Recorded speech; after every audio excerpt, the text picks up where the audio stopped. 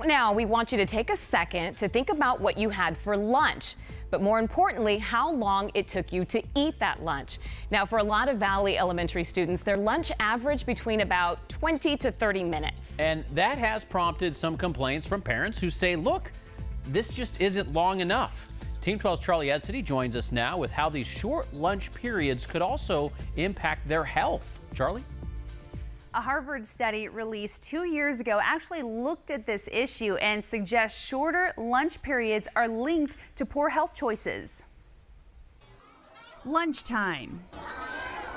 It's the meal most students get to enjoy at school, a chance to take a break, refuel, and then get back to learning. It's really important that they do have good nutrition. But are students actually given the adequate time they need to eat their food? A 2015 study out of Harvard suggests those students with too little time to eat may be linked to poor nutrition. I have a 9-year-old. She's in 4th grade and I pack her lunch every day, and sometimes it's eaten and other times there's hardly anything. I'm like, what happened? Did you not like what you had for lunch? And she says, oh, we only had 10 minutes to eat.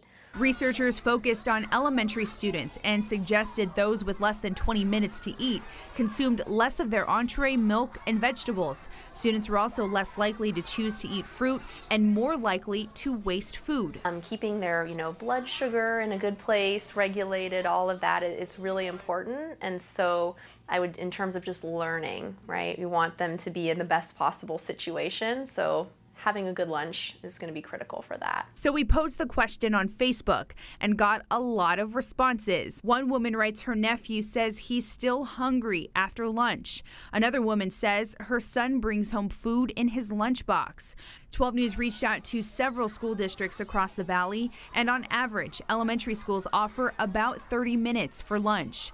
But we found one school was even less. The Cheyenne Traditional School in Scottsdale offers a 16-minute lunch for 6th and 7th graders and a 17-minute lunch for 8th graders, immediately followed by recess. All right, so 2 factors that can take up extra time during lunch periods is long lines. If you're getting a hot lunch, that can take up time. And also the food packaging. That could be hard for some of the younger kids to open. They struggle with it. They have to sit there, raise their hands. Yeah. And that can also take up a lot of time. So our expert says that ideally, kids should be getting 30 minutes of actual eating time. That doesn't include waiting in line or putting your hand up, trying to get some help. So what do you guys think? Or walking to the cafeteria from your class, yeah, that which takes is up 4 or time. 5 minutes. Yeah. It adds up quickly. It does. Yeah, I was telling Joe, I've been dealing with this for the past 2 weeks, and so now I'm packing less lunch for her because she says she doesn't have time to eat it. And so you don't want to do exactly want to waste the food, but you want to make sure they're eating enough. Right. And so we actually have our question posed to our viewers: how much time should kids have for school lunches? And it looks like 80%. Yeah. Yeah, 80% say 40 minutes. 40 minutes, so just tacking on another 10 minutes to the 30 or so. Right. Yeah. All right. Well, we know a lot of you have opinions about this, so go ahead and log on. Just go to 12news.com/yourvoice and tell us what you think about this. What do you think, Joe? You would hope some district administrators, especially ones who see a school that has 16 minutes, that they will say, you know what, guys, let's rethink this. Right. Yeah. That's All right. Well, let us know what you think.